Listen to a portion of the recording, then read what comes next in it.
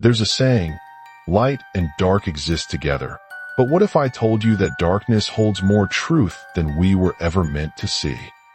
My name is Michael, and before you make assumptions about the way I dress, no, I am not a priest. I do not serve any god. In fact, I do not believe in God at all, but I do not believe in demons either, or spirits, or the afterlife. I believe in one thing, evidence, proof, the truth hidden beneath centuries of stories, fears, and myths. I was raised in a Christian home. My parents were devout believers. They prayed, they preached, they told me that faith was the only thing protecting us from what we cannot see. Maybe that's why I wear this. Maybe it's a reminder of where I came from. Or maybe it's just irony. Because as I grew older, I stopped believing in their God, and I stopped believing in the devil too. But I never stopped asking questions. What if the things we call demons are something else entirely?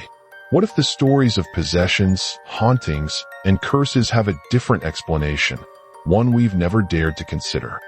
I wanted answers, so I turned to books. Real books, not fairy tales of divine beings and holy saviors, but ancient texts written by those who claim to have seen the truth. I studied exorcisms, not the ones you see in movies, but real accounts.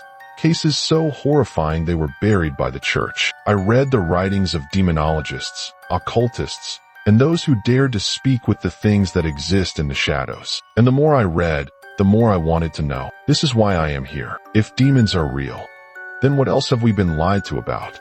I am here to ask the questions no one else will, to seek out the ones who exist beyond our world, to talk to them, to understand them. Some people fear demons. Some try to banish them.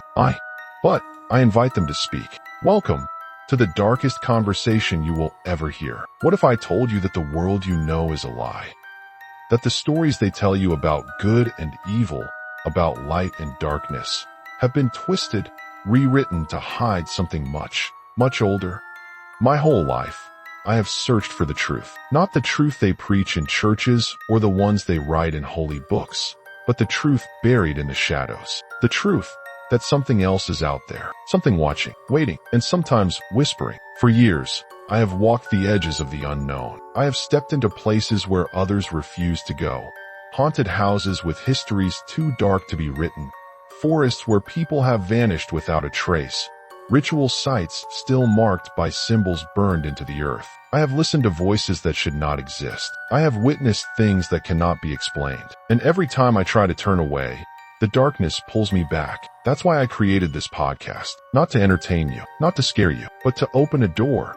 One that most people spend their whole lives trying to keep shut. This podcast is unlike any you have ever heard. Here, I will not be speaking to priests or scholars or scientists. I will be speaking to something else. Through years of research, I have found ways to communicate with them. I will ask them why they exist, what they want, and what they know about the world we cannot see. If demons aren't real, then why are they listening? Every obsession has a cost. Every question comes with a price. I'm not the only one in my family who has searched for answers in the unknown. There is another. My son is not like me. Not entirely. One day, this podcast will go beyond the dark world, beyond the rituals, beyond the possessions. It will dive into something even more terrifying. For now, I walk this path alone. But how long before the dark walks with me? So if you're ready to explore the unknown with me, stay tuned. You dare summon me.